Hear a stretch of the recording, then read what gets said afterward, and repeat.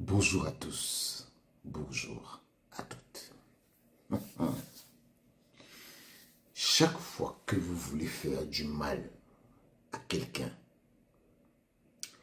rassurez-vous que si on vous fait la même chose, ça ne va pas vous faire du mal. Vous savez pourquoi je le dis? Parce que hier, en écoutant le président de la Fédération camerounaise de football dans son allocution de début du comité exécutif de la FECAFOOT, de la réunion du comité exécutif de la FECAFOOT, je me suis rendu compte qu'il y a des choses, si vous écoutez très bien, qui sont non dites. Je veux d'abord que vous écoutez le président de la FECAFOOT. Madame la première vice-présidente, Monsieur le vice-président, chers collègues, je vous souhaite la bienvenue au centre d'excellence de la CAF en Banco, qui va servir de cadre pour nos travaux ce matin.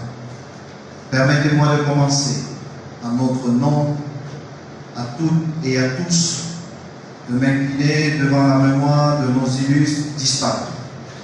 Président Issa Hayatou, sans lui, ce cas n'existerait pas. Le président Vincent Onana, qui s'est éteint il y a quelques semaines, mais aussi les acteurs de notre mouvement sportif qui nous ont quittés il y a quelques temps, parmi lesquels les présidents Noah et Koua. Je vous demande d'observer une minute de silence pour eux.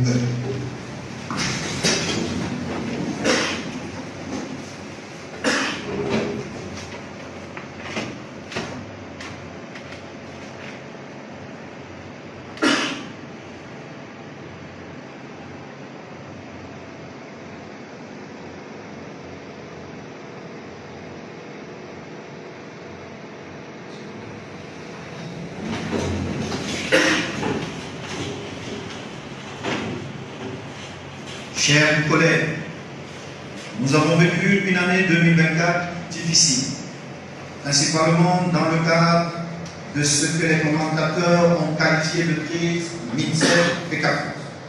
Pour ma part, il y avait la nécessité pour la fédération de faire respecter les dispositions du décret numéro 2014/384 portant organisation et gestion des sélections nationales, signé le 26 septembre 2014 par le président de la République, son Excellence M.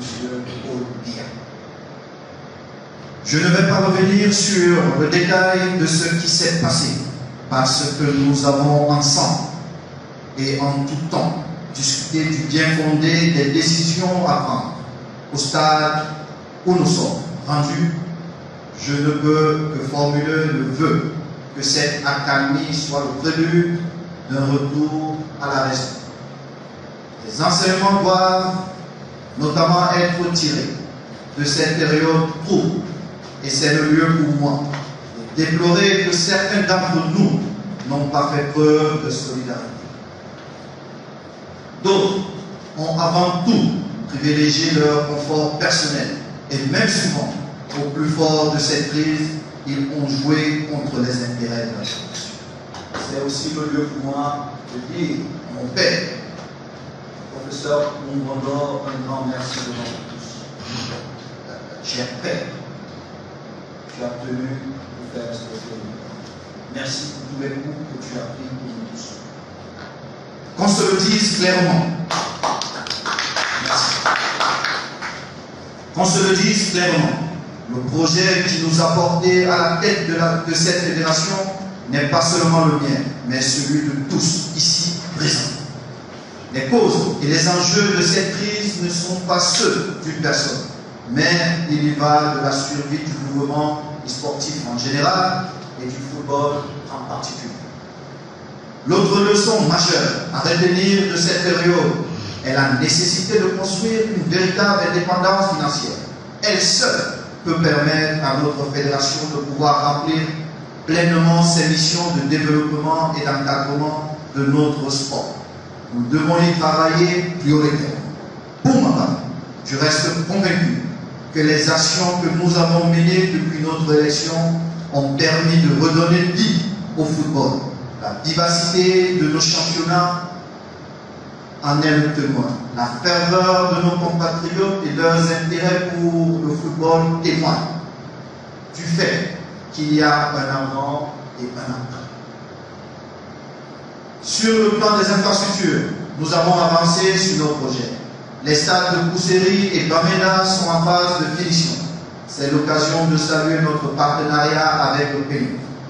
Le siège de Ouargla est en travaux et nous avons bon espoir qu'en milieu d'année prochaine, nous pourrons y aménager.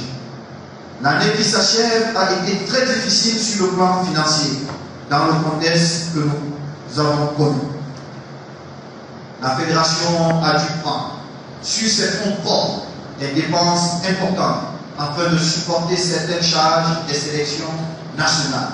Il faut le dire aussi, les nombreux procès et procédures judiciaires fallacieuses ont causé un préjudice financier important à la fédération. Autant de ressources qui n'ont pas été consacrées au financement du football. La location de cet argent qui nous est imposé par la force des choses a créé des périodes de tension, tout en étant un frein à notre travail. C'est l'occasion aussi de remercier nos sponsors dont le soutien est indéfectible, de la présence encourageante. Eux qui, dans leur ensemble, nous ont renouvelé leur confiance en reconduisant leur contrat malgré d'incessantes pressions malveillantes. Au cours de nos travaux, nous allons soumettre à nos délégués, à nos collègues de l'Assemblée générale, un ensemble de modifications sur certains textes. D'abord, sur nos statuts, afin de mettre un terme à des procédures judiciaires sans fondement et initiées par des personnes qui ne participent pas à nos compétitions et qui font perdre de l'argent. Ensuite, nous devons introduire plus de clarté et de rigueur dans notre élaboration budgétaire. Il est important de rendre plus crédibles les parrainages lors de nos prochaines élections afin qu'elles reflètent la volonté des vrais acteurs du football. Il est important de s'adhérer aux exigences des statuts de la FIFA et de la CAF afin d'avoir plus de flexibilité dans la prise de décision. Il est nécessaire de garantir une meilleure indépendance de la FECAF. Les modifications apportées à notre régime interne de passation de marché ont aussi principalement pour but de s'adapter à notre réalité. Nous avons hérité d'un copier-coller qui, au quotidien, ne permet pas de mener nos opérations en toute transparence.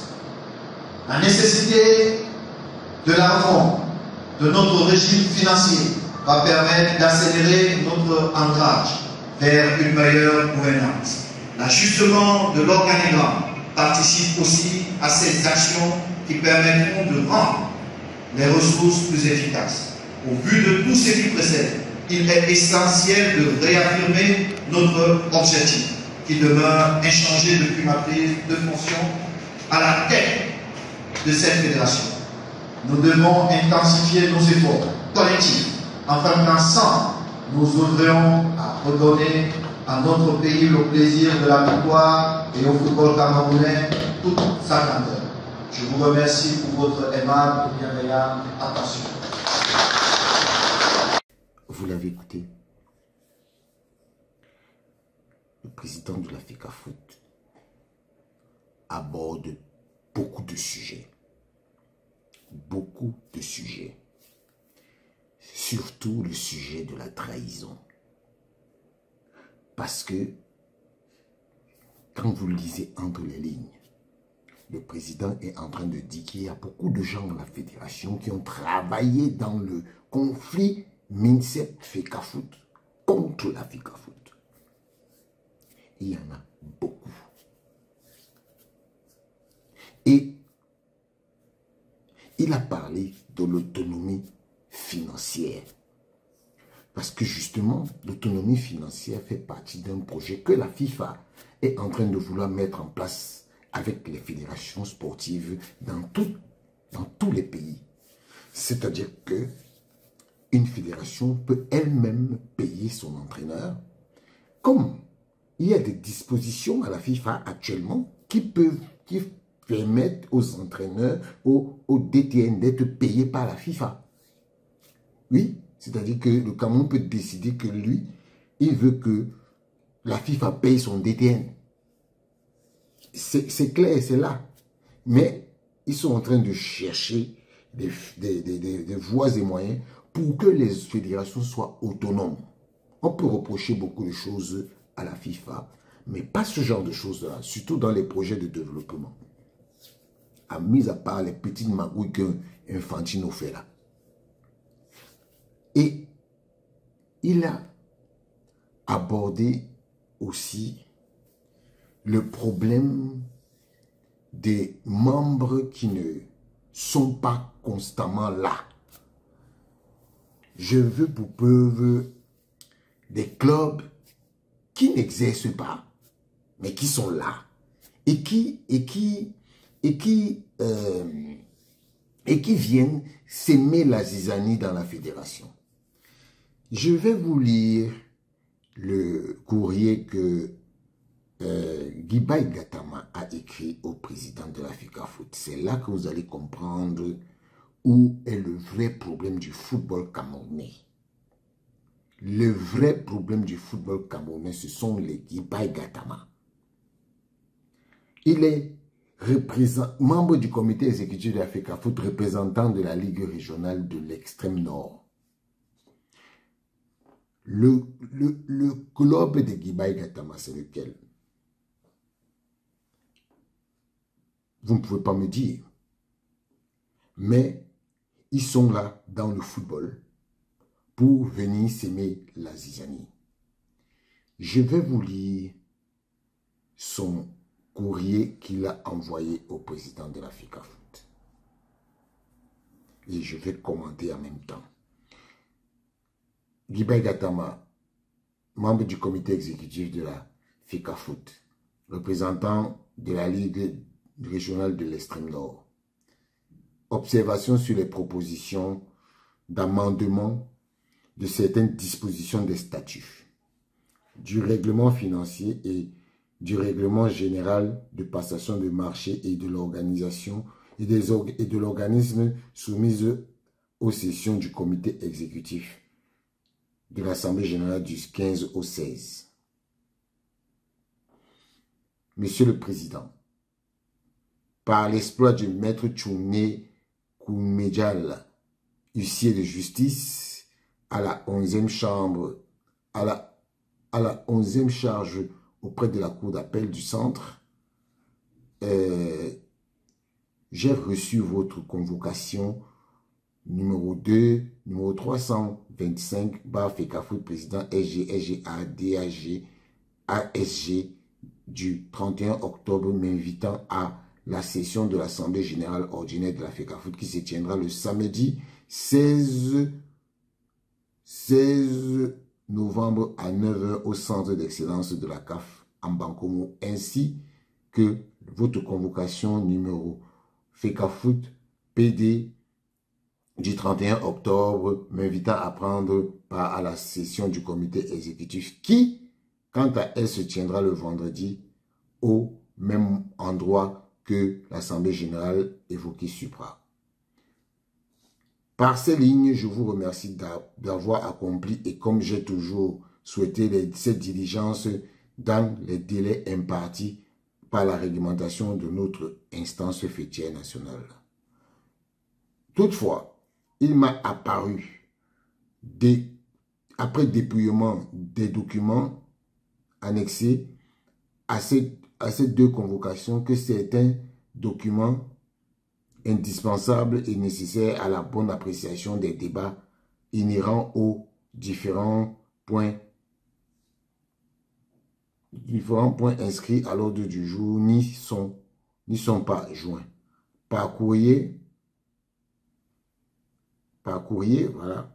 Attendez. Par courrier en date du 7 novembre, j'ai donc formellement demandé les documents manquants en rapport avec les points 6, 8, 9, 10, 11, 13, 15 et 16 de l'ordre du jour dont je suis membre l'ordre du jour du comité exécutif dont je suis membre de droit représentant la Ligue régionale du Nord. Ainsi, et pour votre gouverne, veuillez noter que ni les décisions prises durant les différentes sessions du comité d'urgence, ni les projets de chronogramme et de règlement des championnats professionnels et autres championnats organisés par la FECAFOOT et le projet de budget de la FECAFOOT de l'exercice 2024 que nous sommes censés examiner ou adopter lors de la session ne m'ont été communiqués. En réponse à ma demande, le secrétaire général de la FECAFOOT m'a proposé une fin de non-recevoir. Partant, je m'interroge qu'une grande organisation comme la nôtre persiste à ne pas vouloir se conformer à une telle exigence malgré la position du TAS dans sa sentence TAS 2022 à 9277.137 qui a ainsi retenu que le but de l'envoi des documents est une condition nécessaire à la formation de la volonté pour voter sur des diverses résolutions. Sans document, il n'y a pas de formation appropriée de la volonté.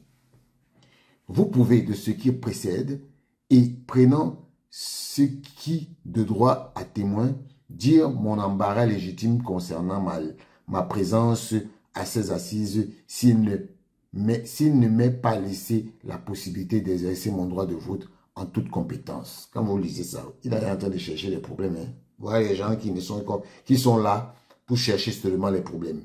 Voilà. C'est clair. Il va vous dire après que je conteste toutes les décisions. C'est comme ça qu'ils sont. Ils n'ont pas de club. Ils sont là. Ils tournent, ils montent. Ils sont là pour être des empêcheurs de tourner en rond. Les voilà. Au demeurant et indépendamment des suites que je réserve données à cette regrettable situation, je me permets également de vous faire part de mes profondes inquiétudes après avoir pris connaissance des 8 documents sur 16 au soutien de certains points de l'ordre du jour pour des assises suscitées que vous avez bien voulu me faire tenir.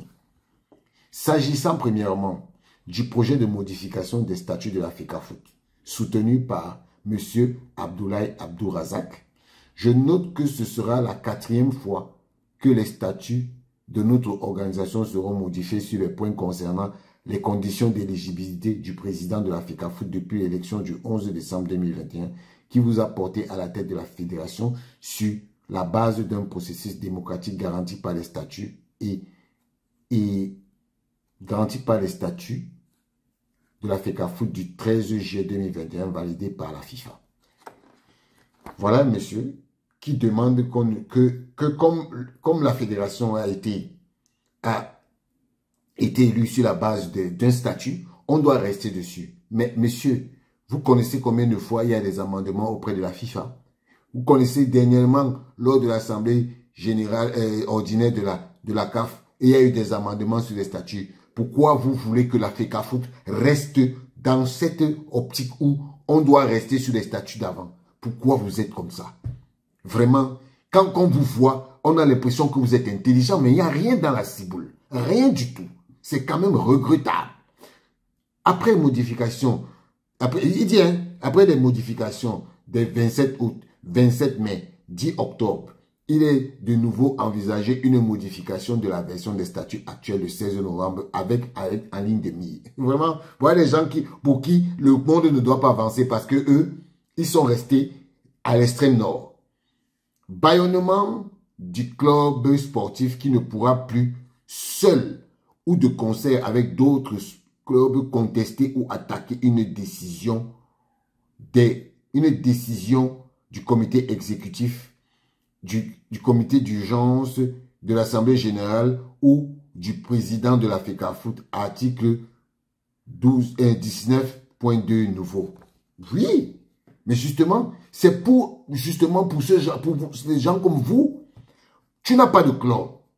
Ton club est en deuxième division, il ne joue pas. Mais toi, parce que tu es membre du comité exécutif, tu viens faire les problèmes. Vous ne devez pas exister en fait. Vous ne devez pas exister. Vous n'êtes pas actif dans le foot, mais c'est vous qui venez foutre la merde. Vous n'avez aucun intérêt, mais vous avez votre seul intérêt, c'est de foutre la merde avec votre président de l'Étoile filade de Garoua. Étoile filade de Garoua qui n'existe plus et qui n'est que sur le papier. C'est vous qu'on doit faire sortir du foot. Et les hommes que là, les voilà, c'est vous. Élimination des potentiels candidats à votre succession et au comité d'urgence qui s'ouvrira. Tous les délais computés dans les mois de 10 en mois, ramenant l'âge postulant de 70 à 64 ans. Voilà les gens. Peut-être candidat à la présidence de la FECAFOOT, tout Camerounais des deux sexes âgés de plus de 21 ans et moins de 65 ans au jour de l'élection. Alinéa 46, article 46, alinéa 1, nouveau. Voilà. Donc lui, il reproche au président de baisser l'âge. Donc on doit être président de la FECAFOOT à 70 ans. Voilà les gens là. Les voilà. On doit être président de la FECAFOOT à 70 ans. Donc tu as 70 ans. Par exemple, justement, ce que la CAF a fait là, où il disait que à 70 ans, tu peux être candidat. 70 ans, tu fais quoi encore dans le football? C'est pour apporter quoi? Quelle intelligence tu vas apporter? Tu ne marches même plus bien, mais tu dois être dans le foot. À 70 ans, pour faire quoi? Pour faire quoi? Ils sont sérieux. Voilà les gens qui supportent l'imposture. Donc, à 70 ans, tu reproches à un président de dire que oui, on ne peut pas être candidat à 70 ans. Pour toi, c'est éliminer les gens. Voilà les gens qui sont dans le foot. Les voilà. Voilà. Et il dit, en éliminant d'office les maires et autres membres des exécutifs municipaux, les présidents et autres membres des exécutifs régionaux et des députés, les sénateurs, et plus grave, les directeurs généraux des entreprises publiques et parapubliques du comité exécutif. Les fonctions suivantes sont incompatibles avec celles de membres du comité d'urgence de la FECAFOOT, membres du Parlement, membres d'un exécutif régional, membres d'un exécutif communal, directeur général d'une société à capitaux publics ou parapublics, alinéa 50, article 50, alinéa 1 nouveau, au moment où le sport camerounais a besoin de tous les acteurs pour tout son financement. Voilà les gens comme ça. Donc, qu'est-ce que les politiciens viennent faire dans le foot? Qu'est-ce que les politiciens de la politique viennent faire dans le foot? Je vous dis que ce sont les politiciens de la politique qui sont venus gâter le football. C'est eux. Les Joshua aussi. Les machins là. C'est eux. C'est eux. Qu'est-ce qu'ils viennent faire là? Tu es député. Tu fais quoi encore avec membre du comité exécutif de la FECAFOOT? Voilà les gens comme ça que les Guibaï Gatama acceptent. Les voilà. Les voilà. Monsieur le président de la FECAFOOT, vraiment, ça c'est vous êtes la lumière du football camerounais. La lumière. La lumière. Quand je vois des gens comme ça venir bavarder, dire que oui, parce que vous voulez plus que les députés, les maires, les directeurs généraux, qu'est-ce qu'ils viennent faire là? Ils n'ont pas d'autres chats à fouetter là-bas à l'Assemblée nationale ou dans leur mairie ou bien dans leurs entreprises? C'est incroyable quand même que des énergumènes comme ça viennent raconter des histoires. Vous n'avez pas honte? Vous n'avez pas honte? Et c'est vous qui dites que vous êtes là pour le football camerounais? Dénaturation de la règle de parrainage avec introduction d'une répartition discriminatoire qui viole les exigences d'équité et d'égalité de tous devant la loi. Justement, vous avez, le président de la FECAFOOT l'a dit tout à l'heure, vous partez comment je vais dire ça, corrompre les gens pour avoir les parrainages. Vous allez maintenant souffrir. Vous allez souffrir. Pour que tu sois réélu là, tu vas comprendre. Tu pensais qu'en restant seulement à Garoua là-bas, tu devais, ou dans l'extrême nord là-bas, à Magaoundé, tu devais seulement être là-bas tous les jours, représentant. C'est parce que tu sais que ça là, tu ne vas plus être élu. Tu ne vas plus être élu. Dénaturation de la règle de parrainage avec introduction d'une répartition discriminatoire. Oui, c'est discriminatoire parce que on ne veut pas que tu sois candidat. Qui viole les exigences d'équité et d'égalité devant tous et devant la loi. Tout candidat doit être parrainé par 10 délégués à l'Assemblée générale de la FECAFOOT, suivant la répartition ci-après. 4 délégués issus de 4 ligues régionales différentes. Ah, ça, c'est bien ça. 2 délégués issus de 2 ligues spécialisées de football professionnel. Ou le cas échéant, des représentants élus des clubs des championnats professionnels, dont un de première division, un de deuxième division, 2 délégués issus des autres ligues spécialisées et 2 délégués issus des corps de métier. Article 46, alinéa 2, nouveau. Ah oui, monsieur le président. Ça, oui. La destruction complète des règles éthiques qui réduit désormais à la prison ferme les cas d'inéligibilité et qui laisse penser à un aménagement des infractions éthiques ayant pour but de sauver votre éventuelle candidature à votre propre succession à la suite de vos récentes condamnations devant les juridictions de droit commun et sportive pour fraude fiscale et violation grave des principes d'intégrité sportive et de fair play édictés par l'alinéa 2, article 2, alinéa 3 des statuts de la CAF. Tu n'as pas honte? Tu n'as pas honte? Ça met le taux devant toi 10 000 fois. Même sans ces règles-là, il est élu. Tu parles de quoi? Tu parles de quoi? Toi là, tu parles de quoi? N'importe quoi. À moins de 10 mois, tous les délais computés du processus de renouvellement des mandats des membres des différents organes des ligues et des fédérations élus en 2021, envisager de changer les règles du jeu dans les circonstances ne peut pas, à mon sens, poser un problème moral et éthique. Toujours dans le document porté par M. Abdul Razak, il est prévu la modification suivante. En dehors des réunions du comité exécutif, les décisions peuvent être prises à l'aide d'autres moyens de communication écrites. Les décisions entrent en vigueur avec effet immédiat. Le président informe immédiatement le comité exécutif des décisions prises à l'aide d'autres moyens de communication écrite. Ce projet de modification apparaît aussi superfétatoire, apparemment c'est votre mot là-bas, hein, que surprenant dans la mesure où les statuts en vigueur prévoient déjà de manière complète et pertinente les mécanismes de prise de décision du président de la FECAFOOT entre les 2 sessions du comité exécutif. En aucun cas, il ne saurait être envisagé de possibilité d'écarter le comité exécutif de la prise de décision sur quelque sujet que ce soit.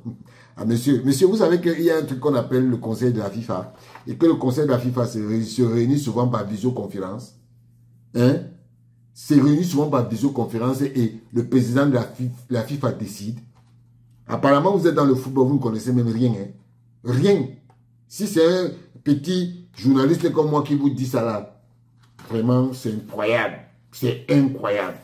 S'agissant ensuite du projet de modification de certaines dispositions des règlements financiers portés par M. Abdul Razak, je note que celui-ci prévoit d'augmenter vos indemnités de cession. Hein? Vos indemnités de cession. Il dit, il parle au président de la FECAFOOT. Le président de la FECAFOOT qui ne touche pas l'indemnité de présence, c'est rien. Oh, vraiment. Voilà les gens comme ça. Hein? Il est du comité exécutif, il dit vaut. Comme si lui-même, il ne va pas bénéficier de ça. Ah oui, je comprends, il ne va pas bénéficier parce que il ne sera forcément pas il ne sera pas réélu. Ah, ok, d'accord. S'agissant ensuite du projet de modification de certaines dispositions du règlement financier porté par M. Abdul Razak Karimou, je note que ah non, Abdul Karimou, pas Abdul Razak, c'est Abdul Karimou. Il y a Abdul Razak et Abdul Karimou. Voilà. Je note que celui-ci prévoit d'augmenter vos indemnités de cession de 60 000 francs CFA à 300 000 francs CFA net d'impôts notre net d'impôt jour, celle des membres du comité exécutif, de 50 000 francs CFA à 250 000 francs, net d'impôt multiplié par le nombre de jours que dure une session du comité exécutif ou de l'Assemblée générale. Il raconte un peu des histoires. C'est vrai que 60 000 francs, c'était quand même, à l'époque, on avait mis 60 000 francs parce que 60 000 francs, c'était beaucoup par rapport au coût de la vie. Et aujourd'hui, 60 000 francs ne représentent plus rien. Et sachez que ça, c'est une affabulation. Parce que, en temps normal, il y a eu une session du comité exécutif, ce qui revenait à 60 000. Et aujourd'hui, un jour, il y aura l'Assemblée générale de la FECAFOOT, qui est d'un jour. Donc, on ne va jamais dépasser plus d'un jour. Plus d'un jour. Donc, vraiment, on appelle ça, c'est de la fabulation. Au moment où la situation financière d'Africafoot est manifestement en difficulté, au moment où les arbitres, commissaires de match, inspecteurs et des coordinateurs de match, les médecins réclament leurs indemnités non payées depuis plusieurs saisons, tu es dans la ligue régionale de l'extrême nord là-bas, ça se passe comment? Ça se passe bien. Vraiment. Ils réclament leurs indemnités non payées. Ça, c'est les empêcheurs de tourner en rond. Les empêcheurs de tourner en rond.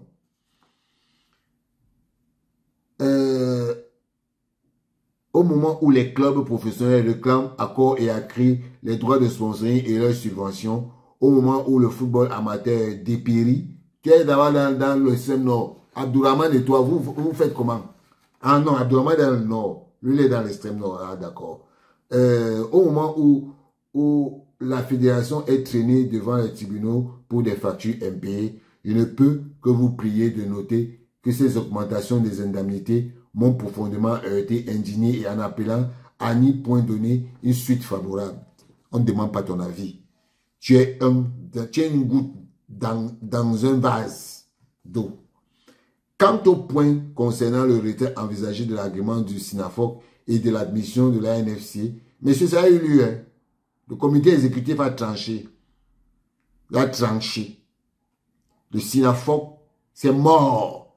Voilà, c'est mort. Allez pleurer. Allez pleurer. Voilà. Soutenu par le courrier du professeur Koumvondo, j'ose là aussi espérer qu'il ne vous vient pas à l'esprit de donner suite favorable à cette ambition qui contrevient aux dispositions de l'article. Oh.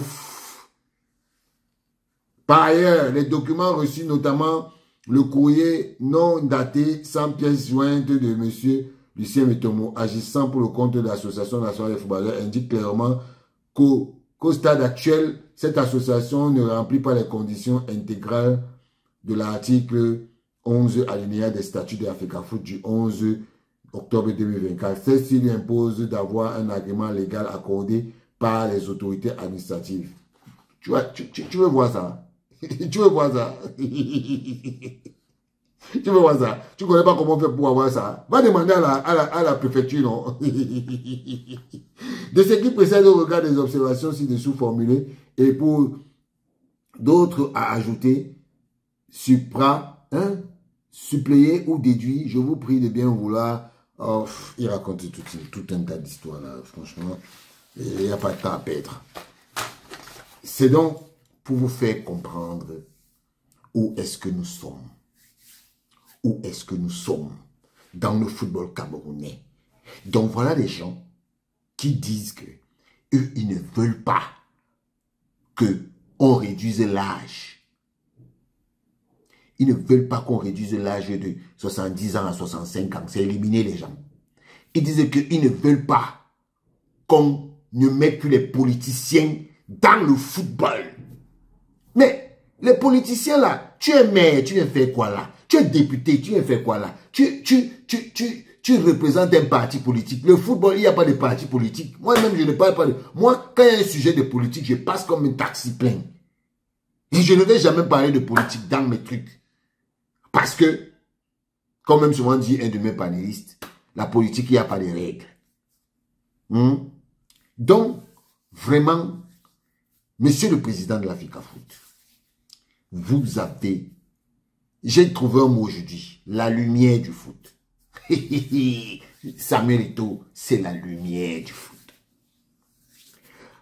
Vous allez faire comment? En tout cas, on attend les résolutions de l'Assemblée générale qui est en train de se tenir en ce moment. Ciao!